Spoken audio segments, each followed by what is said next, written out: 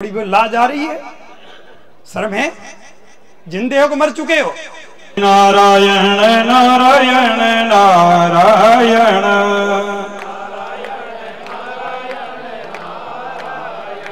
भजमन नारायण नारायण नारायण। बोल जम्बेश्वर भगवान की, विष्णु भगवान की, भीलोजी महाराज की, माता पिता गुरुदेव की, मुकाम समराथल धाम की, जम्ब सरोवर धाम की, सत्य सनातन धर्म की, आज के आनंद की, धर्म की, अधर्म का प्राणियों में, विश्व का, वो जम्बेश्वर भगवान की। अभिन्न आत्म स्नेही जांबा आथुनी जगह के मैं श्री स्वामी प्रेमदास जी महाराज जी, रामड़ावास के मैं श्री स्वामी गोपाल दास जी, संजन समाज के मौजूद पंचगण, सम्मानित मंच, प्रभु प्रेमी सज्जनों, माताओं बहनों, एक बार मेरा अनुरोध है, जो खड़े हैं वो भाई नीचे बैठे, नीचे बैठे, नीचे बैठे हैं, पीछे वालों को भी सुनने का मौका मिले। मेरा युवाओं से अनुरोध है, एक बार विराजमान हो जाइए, बैठिए। अगर आप चाहते हैं मैं बोलूं तो आप नीचे बैठे, उधर खड़े नीचे बैठो भाई, नीचे बैठो। बोलो जम्बेश्वर भगवान की। सज्जनों, विक्रमी संवत 1542 को सदगुरुदेव भगवान जाम्बोजी ने यज्ञ भगवान के साक्षीभूत अमृत में पहल बना करके 29 नियमों की आचार संहिता प्रदान करते हुए और पहाड़ लेते समय जिन हमारे पूर्वजों ने यह संकल्प लिया कि आज से हमारा जीवन 29 नियमों के अनुरूप होगा, 29 नियमों की पालना करते हुए हम जीवन जिएंगे, इस तरह से संकल्पबद्ध होने वाले हमारे पूर्वज विष्णु कहलाए। सज्जनों, भगवान जाम्बोजी ने 3 वर्षों से अपने समाज में, अपने पंथ में लोगों को दीक्षित किया, ब्राह्मण, क्षत्रिय और वैश्य। भगवान जाम्बोजी के सिद्धांत वो से, एक भाई उस माइक वाले को बंद करवाओ भैया, थोड़ी देर के लिए एक आदमी जाके बंद करवाओ उसको। एक साथ में 2 घोड़ों पे चढ़ना बड़ा दुविधाजनक होता है। बोलो जम्बेश्वर भगवान की। मेरी आवाज सुन रहा है तो भैया थोड़ी देर के लिए माइक बंद कर दे। सज्जनों, भगवान जाम्बोजी ने जो सिद्धांत दिए हैं, नियम दिए हैं, जिसे हम विष्णु धर्म कहते हैं। धर्म शब्द का अर्थ होता है यतो अभ्युदय निश्रय सिद्धि स धर्मा। धर्म अर्थात वो नियम जिन नियमों की पालना करने से इस लोक और परलोक दोनों में जीवन का कल्याण हो। संक्षेप में जामवाणी भाषा में कहूं तो जो जिया जुक्ति और मुआ मुक्ति दे, ऐसे जो नियम होते हैं उनका नाम है धर्म। ऐसे नियम सदगुरुदेव भगवान जाम्बू जी ने प्रहलाद पंचों को प्रदान किए। भगवान जाम्बू जी स्वधाम जाने से पहले अपनी परंपरा, जैसे गृहस्थ की परंपरा पुत्र से चलती है, संतों की परंपरा है वो नाद परंपरा, शिष्य परंपरा से चलती है। अपने शिष्यों से जाने से पहले एक पोशाक दी और कहा एक ऐसा बालक विठल नाम का आएगा, एक बार शब्दवाणी सुने और सुनने के बाद पूरे के पूरे शब्द पुनः सुना दें तो जानना ये विठल है, ये पोशाक सबको दे देगा। रेवाड़ी में एक सुथार परिवार के घर में जन्म हुआ। बालक जन्मांध था, जन्म से आंख नहीं थी। एक संतों का आगमन हुआ।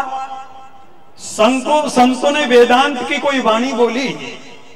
जितने श्रद्धालु बैठे थे किसी को बात समझ में नहीं आई, लेकिन विठल जो बालक था उसने ताली बजाते हुए कहा वाह वाह वाह। संत समझ गए ये बालक बड़ा बुद्धिजीवी है। जो बुजुर्ग नहीं समझ पाए वो बात इस बालक के समझ में आई है। संतों ने कहा ये जन्मांध बालक है, हमें दे दीजिए, हम इसको तरासेंगे। बैरागी संप्रदाय की संतों की मंडली थी।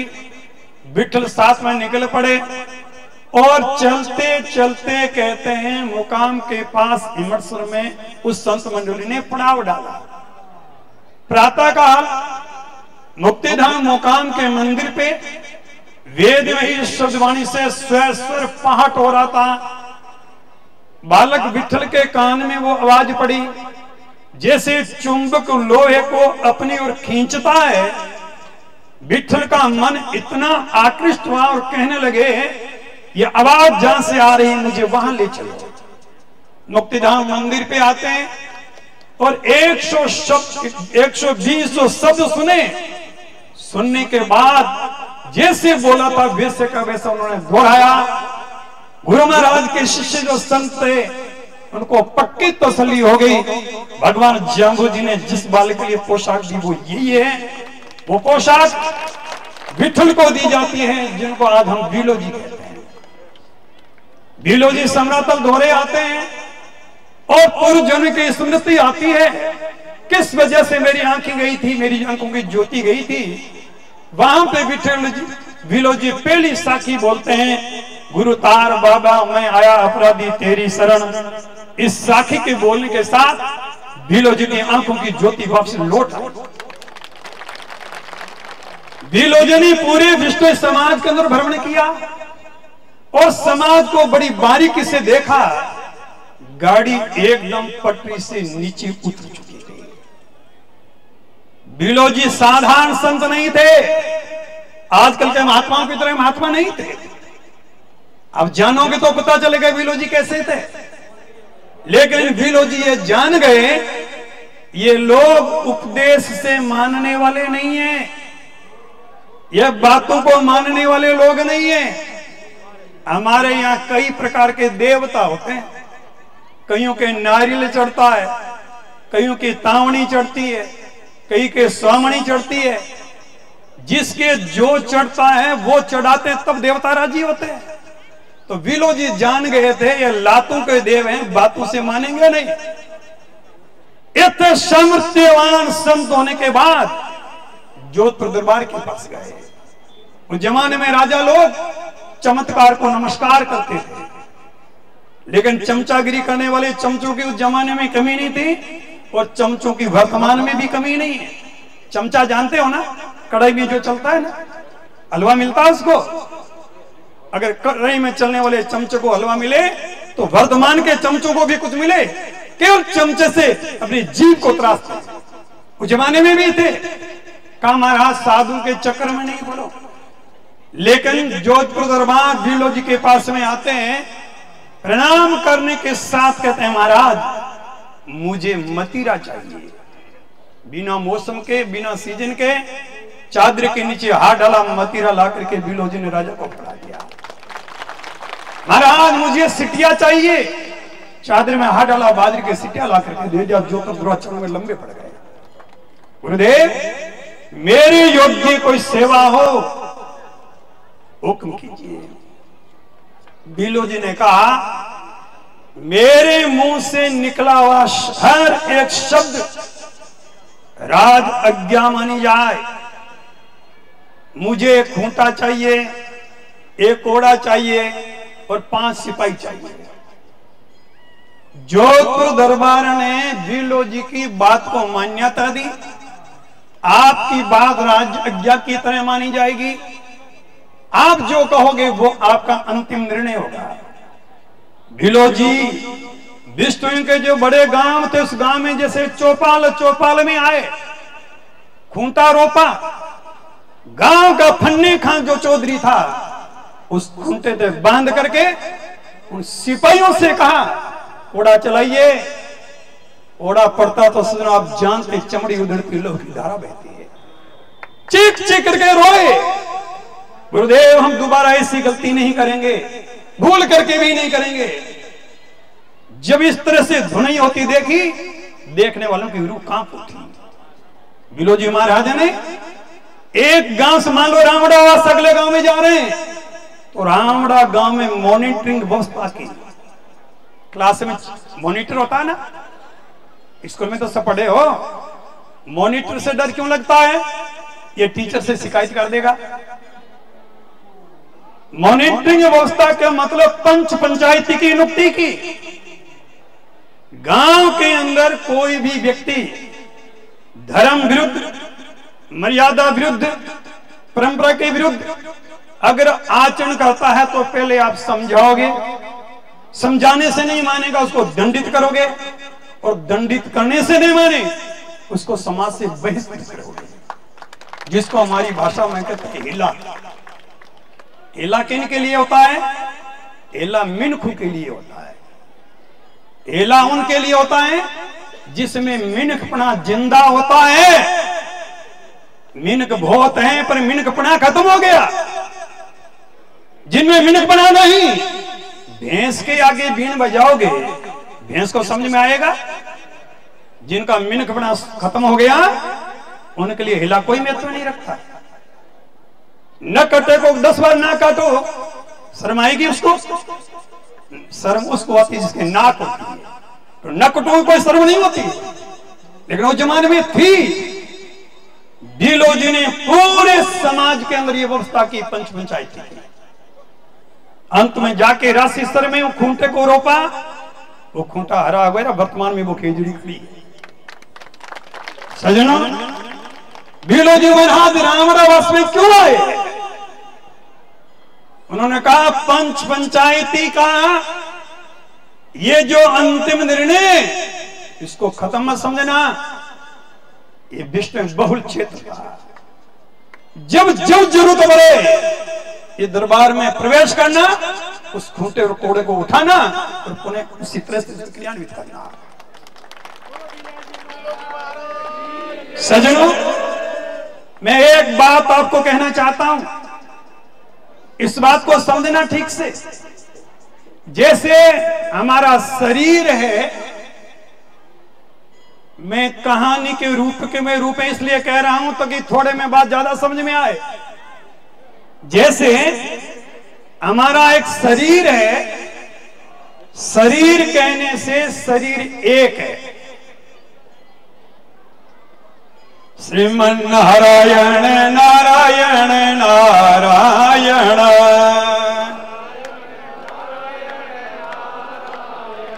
बोलो नारायण नारायण नारायण।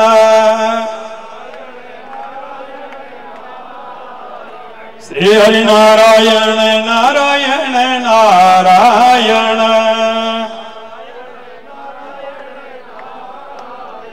भजमन नारायण नारायण नारायण। श्री हरि नारायण नारायण नारायण,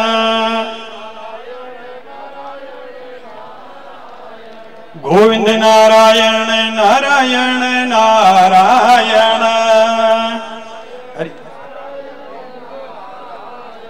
भजमन नारायण नारायण नारायण।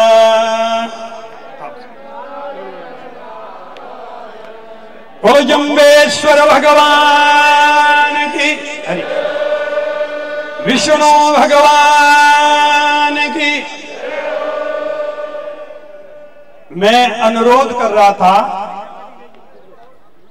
इस बात को, बातें नहीं भाई, ऊपरी इसलिए चढ़ाएगा तुम्हें हल्ला करने के लिए। यहां केवल कान खुला रखोगे, मुंह नहीं। मंच पे बैठना है, पंडाल में बैठना, केवल कान। बोलो जम्बेश्वर भगवान की।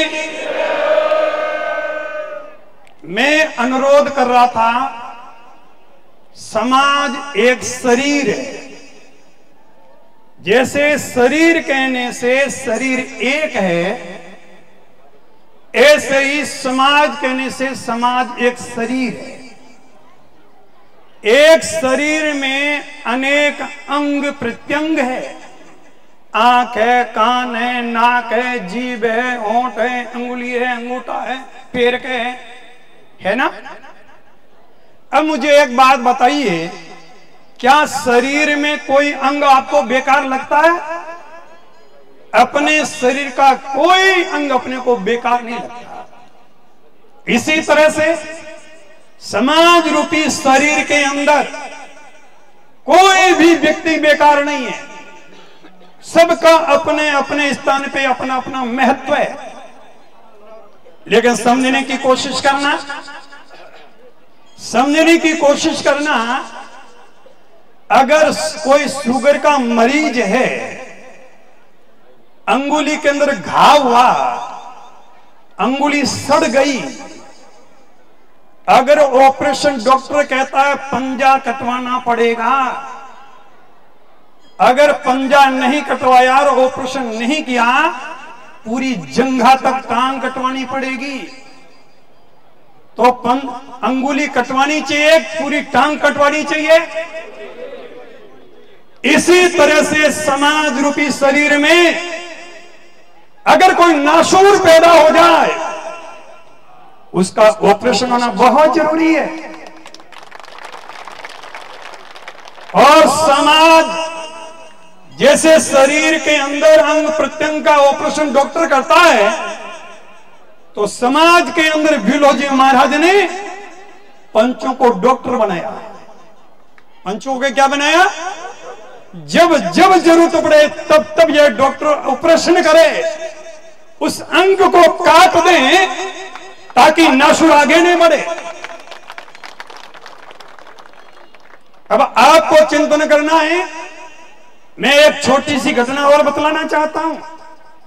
एक बाप के 5 बेटे हैं, पांचों के सिर 5 हैं, पांचों के विचार 5 प्रकार के हैं, विचारधारा भिन्न भिन्न है, उनकी राजनीति भिन्न भिन्न है। कोई बीजेपी में, कोई कांग्रेस में, कोई किसी में, कोई किसी में, कोई तकलीफ नहीं। लेकिन परिवार की बात आए तो पांचों को एक होना चाहिए, 5 दिशाओं में बिखरना चाहिए। इसी तरह से आपके व्यक्तिगत विचार क्या हैं, कोई आपको मना नहीं करेगा। आप व्यक्तिगत जीवन कैसा जीते हो, कोई आपको मना नहीं करेगा। लेकिन समाज और धर्म पे आंच आए, इस समाज को एक हो जाना चाहिए। संघे शक्ति कलौ युगे, संगठन में ताकत होती है। हमारा किसी से कोई द्वेष नहीं है, हमारा किसी से कोई विरोध नहीं है। अगर समाज का आप नेतृत्व करना चाहते हो, आप मान लो कोई कांग्रेस पार्टी में है और आप पार्टी के सिद्धांतों के विरुद्ध काम करोगे, क्या पार्टी आपको स्वीकार करेगी? बीजेपी में है, बीजेपी के सिद्धांतों के विरुद्ध काम करोगे, क्या पार्टी आपको स्वीकार करेगी? तो समाज का कोई मुख्य बने और समाज की मर्यादा के विरुद्ध आचरण करे, समाज को स्वीकार करना चाहिए। अरे मरे हो, हाथ ऊंचा करके बोले क्या करना चाहिए? बोलो जम्बेश्वर भगवान की। चाहे मैं हूं, चाहे आप हो, मर्यादा, धर्म, संस्कृति, परंपरा के विरुद्ध कोई भी आचरण करता है, आप उस पद से मुक्त हो जाइए। आप अपना व्यक्तिगत जीवन कैसा जीते हैं हमें कोई तकलीफ नहीं है। समाज का मुख बनना चाहोगे तो समाज के आदर्शों के अनुरूप आपको जीवन जीना होगा।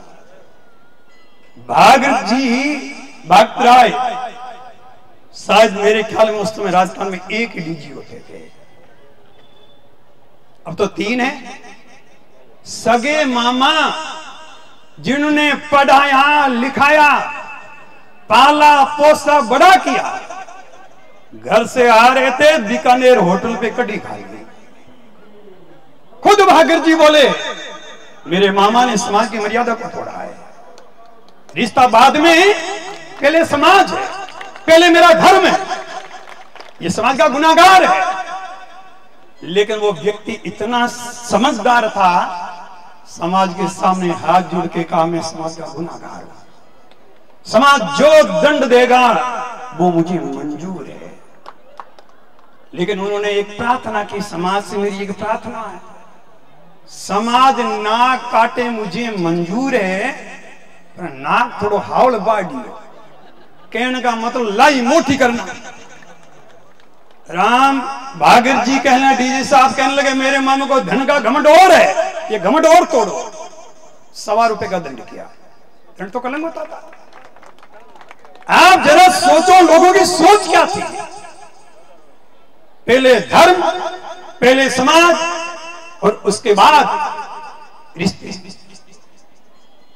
अगर समाज का कोई जिम्मेवार पंच, चाहे परिवार का मैटर आए चाहे समाज का मैटर आए, वो निष्पक्ष होकर के धर्म की वकालत करता है, धर्म के पक्ष में बोलता है, वो समाज का चौधरी हो सकता है, वो समाज का जिम्मेवार व्यक्ति हो सकता है, वो समाज का डॉक्टर हो सकता है, वो ऑपरेशन कर सकता है। ये फिलोजिनी अधिकार दिया है।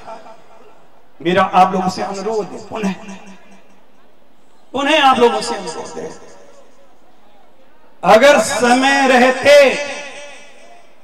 चेते नहीं और ऐसे निर्णय लेने की क्षमता किसमें होती जानते हो? भगवान जाम्बो जी ने 29 नियमों में कहा शील संतोष सूची प्यारो। ये शील शील शील रटते हो, कभी सोचा शील क्या होता है? शीलवान पुरुष कौन होता है? एक छोटी घटना बतलाता हूं, दिमाग में बैठा ना। एक सेठ के घर में चोर ने प्रवेश किया। चोर के हाथ में बरसा था, तीखी धार वाला। सेठ बुजुर्ग था और चोर था वो जवान था। सेठ को लगा अगर तू सामने चला गया तो निश्चित ही तेरे को मार डालेगा। अब चोर को देख के सेठ छिप गया। चोर ने हीरे मोती सोना चांदी इकट्ठा करना शुरू किया, पैसा इकट्ठा करना शुरू। पहले उस जमाने में सोने के सिक्के चलते थे, चांदी के चलते थे। वो अपना झोला भर रहा था। सेठ बड़ी चतुराई से पड़ोस वाले कमरे में जाकर के टेप चालू किया, राष्ट्रगान। क्या आवाज पड़ी कान में चोर के? राष्ट्रगान की। राष्ट्रगान की आवाज कान में पड़ते चोर ने झोला नीचे पटक दिया। हीरे मोती जरा सोने से भरा हुआ जो बरसा था उसको भी नीचे पटक दिया। एकदम सावधान होकर के तल्लीन होकर के खड़ा हो गया। सेठ को पता चला ये तो राष्ट्रभक्त है। जब तक राष्ट्रगान चलेगा ये हिलने वाला नहीं है। गया रस्सा लाया और चोर को ऊपर से बांधा, फटाफट कस के बांध दिया। अब हाथ सीधे ऊपर कस्से से नीचे ले ऊपर कस के बांध दोगे वो आदमी कुछ कर पाएगा? पुलिस को फोन गई, पुलिस वाले आ गए, पकड़ के ले गए। ले जाने के बाद चालान किया और कोर्ट में पेश किया। जज ने कहा तुम चोर हो? कसर में चोर हो। चोरी करने गए थे? गया था। फिर चोरी का माल लेके क्यों नहीं गए? कि मेरे कान में राष्ट्रगान की आवाज पड़ गई। मेरे लिए, मेरे स्वार्थ से मेरा राष्ट्र सर्वोपरि है। मेरा स्वार्थ महत्वपूर्ण नहीं है। मेरे लिए मेरा राष्ट्र जो है वो सर्वोपरि है। अब आप जरा विचार कीजिए, एक राष्ट्र प्रेमी है, राष्ट्र के सम्मान के लिए स्वार्थ का परित्याग कर दिया, हीरे मोती जौहरत का परित्याग कर दिया। एक वो व्यक्ति है राष्ट्रगान रस्से से बांध रहा है। जज ने सेठ को 6 महीने की सजा सुनाई, वो चोर को बाइज्जत बरी किया।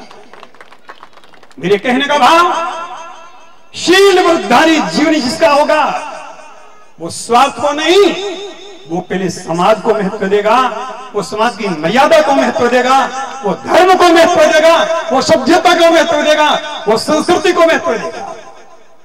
सज्जनों, जो लोग समाज की संस्कृति, सभ्यता और परंपरा को बनाने का प्रयास कर रहे हैं, उन लोगों का विरोध होना चाहिए क्या समर्थन होना चाहिए?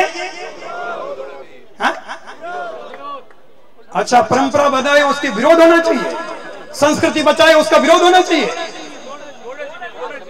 अरे समाज की संस्कृति जो बचाए, संस्कृति की रक्षा करे, धर्म की रक्षा करे, उनका समर्थन होना चाहिए कि विरोध होना चाहिए?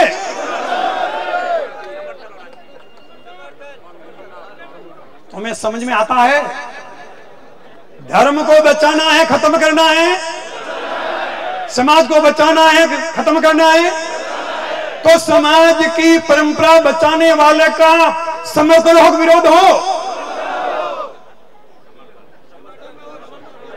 ये ऐसे लोग हैं, जन्मने की बात करे तो भी ताली बजाए, मरने की बात करे तो भी ताली बजाए।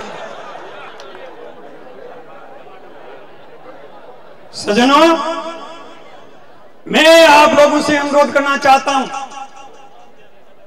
जांबा के अंदर जांबा के पंचों ने पूरे हिंदुस्तान के लोगों की शिकायत आने के बाद चिंतन किया, मनन किया, मंथन किया और उन्होंने एक निर्णय लिया। उन्होंने निर्णय लिया, मैं इस मंच से उन पंच को धन्यवाद देना चाहता हूं जब जिसे दीर्घ आयु की कामना करता हूं। अब मुझे एक बात बताइए, जांबा में लिए गए निर्णय का सम्मान होना चाहिए कि नहीं होना चाहिए? दोनों हाथ खड़ा करके बताइए, समर्थन होना चाहिए? बोले जम्बेश्वर भगवान की। सजना, मेरा आप लोगों से अनुरोध है, आपके बीच में बहुत से लोग आएंगे, बहुत से लोग आपको दिग्भ्रमित करने की चेष्टा करेंगे, आपको भटकाने की चेष्टा करेंगे। मेरा एक इतना ही अनुरोध है युवाओं से, वृद्धों से, पंचों से, हमारा व्यक्तिगत किसी से कोई विरोध नहीं है। कोई व्यक्तिगत जीवन कैसे जीता हमारा उससे कोई लेना देना नहीं है, लेकिन शरीर की शक्ति के रहते प्रतिज्ञा कीजिए विलोजी को साक्षी करके, मेरी शरीर की शक्ति के रहते, जिंदे रहते धर्म को आंच नहीं आने दूंगा। करो हाथ विलोजी के बाद सबका वही और प्रतिज्ञा कीजिए, मैं हाथ नीचे नहीं, प्रतिज्ञा कीजिए, मेरी शरीर की शक्ति के रहते मैं धर्म, समाज और संस्कृति को आंच नहीं आने दूंगा। धर्म के लिए चाहे शहीद होना पड़े, मैं पीछे नहीं हटने वाला। धर्म और समाज हित में लिया गया समाज का निर्णय, उसका मैं बेबाक होकर के समर्थन करता हूं। बोलिए विलोजी महाराज की। अगर मुकर गए तो विलोजी तुम्हें फूकेंगे, बख्शेंगे नहीं, विलोजी बख्शेंगे नहीं। टाइम नोट कर लेना, टाइम बतला रहा हूं। षडवीर मासई, षडवीर बख्शई, षडवीर दिनई, अच्युत करई पाप ने फिल्म मस्तुते। 6 दिन, 6 पंखवाड़ा, 6 महीना अगर निकल गया, 6 साल के अंदर दिन के तारे दिखेंगे 2 फेरी में। नोट कर लेना, नोट करके जाना, यहां से तारीख भूलना मत, समय भूलना मत। इसलिए मेरा आप लोगों से अनुरोध है, क्या जांभा के पंचों ने, पंचायत ने लिए जो निर्णय लिए हैं, कंधे से कंधा मिलाकर साथ दोगे? पीछे वाले क्या हाथ नहीं तुम्हारे? बोलो जम्बेश्वर भगवान की।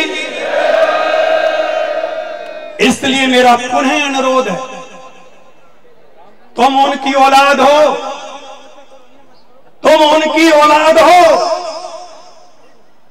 अपने अतीत के इतिहास को याद कीजिए। राजपूताना का इतिहास उठाइए, भारत का इतिहास उठाइए, अनेकों ऐसे उदाहरण मिलेंगे।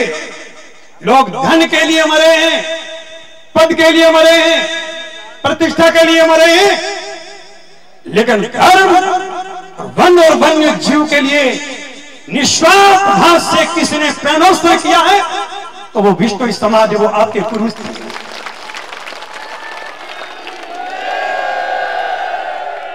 सजनों, तुम्हारी रगों में बहने वाला रक्त पानी तो नहीं बना है ना, लेकिन कभी कभी तकलीफ होती है, दिल के छाले जल उठे, दिल के छाले जल उठे, सीने के दाग से घर को आग लग गई, घर के चिराग से। इससे बड़ी विडंबना क्या हो सकती है सजनों? आपको चिंतन करना होगा। 84 खेड़ा के पूरे मारवाड़ के लोग आए, हमें किसी भी व्यक्ति का विरोध नहीं, और समाज की मर्यादा तोड़ने वाला हमें 3 काल में स्वीकार, हमें अंगीकार नहीं। ये संकल्प लेकर के उठना, जो प्रतिज्ञा ली है उस प्रतिज्ञा का निर्वहन करना, तो मैं समझूंगा आपका यहां आना, हम इस मेले के अंदर सम्मिलित होना और पंच और पंचायती के लोगों का यहां मौजूद वर्तमान होना, यह सफलता और सार्थकता को प्रतिपादित करेगी। मैं जितने भी जांभा के पंच पंचायती के लोग पहुंचे हैं, इस मारवाड़ के, इस रावणवास के आसपास के पंच पंचायती के लोग हैं, सब पंचों से मेरा निवेदन है, बिलोज की साक्षी करके प्रतिज्ञा लीजिए। जो बिलोज ने दायित्व दिया था, जब तक जीवन रहेगा अंतिम सांस तक उसका मैं निर्वहन करूंगा। बड़ी विडंबना और बड़े खेद और दुख के साथ कहना पड़ता है। मुझे एक बात बताना, बिलोज जी के चरणों में बैठे हो, 40 साल से ऊपर की आयु के सबको याद है, आज से 40 साल पहले विष्णु के बेटे के घर में कांसी के बर्तन थे। मुझे एक बात बताओ पंचों, आप भी बताओ और आप भी बताओ, क्या विष्णु के बेटे के अलावा कांसी की थाली किसी को देते थे?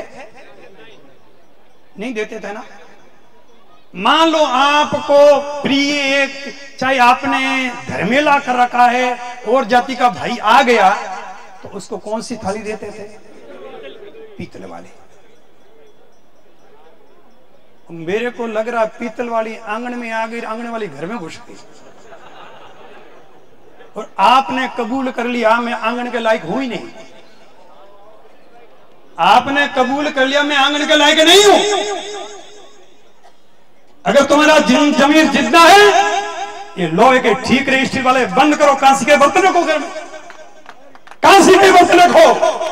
थोड़ी बहुत लाज तुम्हें आएगी, शर्म आएगी, तुम्हारी परंपरा बनेगी, तुम्हारी संस्कृति बचेगी। गीता जी में भगवान श्री कृष्ण जी ने कहा है, बुद्धिमान कौन होता है, विद्वान कौन होता है, ज्ञानी कौन होता है? ब्राह्मण में, गाय में, हाथी में, चंडाल में, कुत्ते में, सबको जो भगवान देखता है वो ज्ञानी होता है, ब्रह्म ज्ञानी होता है। किसमें? ब्राह्मण में, गाय में, हाथी में, चंडाल में, कुत्ते में, सब में भगवान को देखे, सब में एक देखे, वो होता है ब्रह्म ज्ञानी। अब कुत्ते में भगवान देखो तो कुत्ते के साथ में खाओगे? हाँ? क्यों? भगवान है ना। हाँ? थोड़ी बहुत लाज आ रही है? शर्म है? जिंदे हो कि मर चुके हो? ये तुम्हें ज्ञान है। अगर ज्ञान होगा तुम्हें, कुत्ते में भगवान को देखोगे, लठ नहीं मारोगे, दुत्कारोगे नहीं, उसका भी सम्मान करोगे। लेकिन ज्ञान का मतलब नहीं कि उसके साथ में खाना शुरू कर दो, उसके साथ में पीना शुरू कर दो। हाथी में भगवान को देखा, इसका मतलब ये नहीं कि डंठल खाना तुम शुरू कर दो, मरोगे नहीं। हर समाज की अपनी रीति है, अपनी परंपरा है, अपनी संस्कृति है, अपने कायदे। और तुम लोगों ने अपने कानून, कायदे, रीति रिवाज को ताक में रख दिए। अपनी मर्यादा को छोड़ करके आप अपने आप को सुपीरियर बनाना चाहते हो। इसका मतलब कुत्तों के साथ में खाना शुरू कर दोगे, हाथी के साथ में खाना शुरू कर दोगे, चंडाल के साथ में खाना शुरू कर दोगे। इसलिए दिमाग में रखना, जीवन के दो पक्ष होते हैं, एक होता व्यवहार पक्ष और दूसरा होता अध्यात्म पक्ष। अगर व्यवहार में अध्यात्म का पुट होगा, आप किसी का बुरा नहीं सोचोगे, दुश्मन का भी बुरा नहीं सोचोगे, दुश्मन के लिए भी प्रार्थना करोगे, प्रभु इसको भी सदमति देना। अगर आप में अध्यात्म की सोच है, इसको सद्बुद्धि देना, उसको अकल देना, ताकि ये दिमाग से काम ले सके, पागल नहीं हो। व्यवहार में अध्यात्म का पुट होगा, आप किसी का अहित नहीं करोगे, किसी का नुकसान नहीं करोगे, किसी का बुरा नहीं करोगे। लेकिन इसका मतलब ये नहीं कि कुत्तों के साथ में खाना शुरू कर देना। इसलिए मेरा अनुरोध है आप लोगों से, अपनी वो पहले की परंपरा जिंदा रखो, नहीं तो आने वाले समय में लोग बात क्या करेंगे, विष्णु समाज हुआ करता था। अपनी सभ्यता, अपनी संस्कृति, अपनी परंपरा को जिंदा रखने के लिए खुद को जिंदा रखो, खुद के जमीर को जिंदा रखो। एक बात मैं बोल करके मेरी वाणी को विराम देना चाहूंगा। एक गांव में चोरी हुई, एक गांव में चोरी हुई। मार साहब के पड़ोसी राजी हुआ, हाँ ठीक बात, मैंने उधार मांगे पैसे दिए ही नहीं थे। अगले दिन उसी घर में चोरी हो गई, तो उसका पड़ोसी राजी हुआ, अगले दिन उसके घर में चोरी हो गई। अब तो यार आए दिन नए घर में चोरी हो रही है। सजनों, इतने में ऐसे कोई वृद्ध महात्मा आ गए। महात्मा जी के सामने गांव वालों ने बात रखी, महाराज जी हमारे तो बहुत बड़ी समस्या आ गई। क्या हो गई? कहा हर दिन हमारे गांव में चोरी होती है।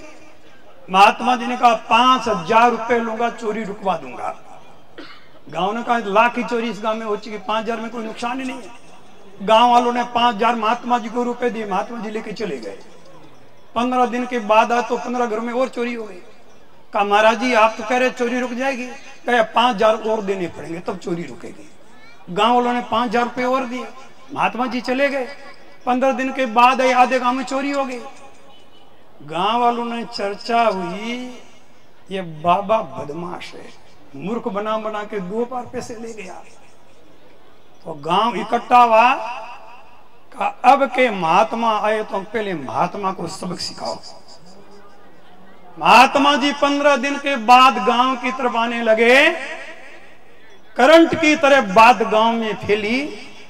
हर घर से जवान डांग लेके निकला, लठ लेके निकला। महात्मा को देखते पूरा गांव टूट पड़ा। आगे महात्मा पीछे पूरा गांव। महात्मा को लगा तो बूढ़ा ये जवान मार डालेंगे। महात्मा पहाड़ी चढ़ गए। जवान पहाड़ी चढ़ने चढ़े, वो 10,000 रुपए फेंके, ये तुम्हारा थैला, ये 10,000 रुपए। गांव वालों को चंबावा, महाराज ये 10,000 रुपए वापिस देने थे तो आपने बार बार ऐसा क्यों किया? कहा भाई तुम्हारे गांव में चोरी रुकवाने के लिए। मतलब पहली बार में आया, रुपए मांगे तुमने दे दिया। दूसरी बार आया, पैसे मांगे आपने दे दिए। लेकिन तीसरी बार मांगने आया तो पूरा गांव एक हो गया। एक हुआ तो मुझे भागने के लिए मजबूर होना पड़ा। ऐसे ही एक घर में चोरी हुई, उसी दिन पूरा गांव एक हो जाता, पूरा समाज एक हो जाता। तो ये कलंक आज समाज को नहीं लगती।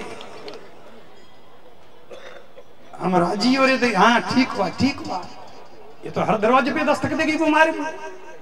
इसलिए मेरा अनुरोध है, समाज सभ्यता और संस्कृति को बचाने के लिए पूरे समाज को, दे कोई क्षेत्र हो, कोई जिला हो, सबको एक हो जाओगे, तुम्हारी इज्जत बचेगी, तुम्हारा समाज बचेगा, तुम्हारा घर बचेगा।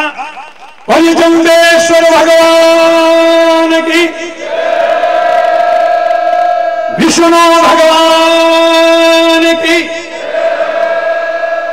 विलोजी महाराज की, सत्य सनातन धर्म की, आज के आनंद की। दोनों मुट्ठी बंद करके बोलना, धर्म की, धर्म की, धर्म की, धर्म का, धर्म का, धर्म का। प्राणियों में, प्राणियों में, प्राणियों में विश्व का, विश्व का, विश्व का। बोलो जम्बेश्वर भगवान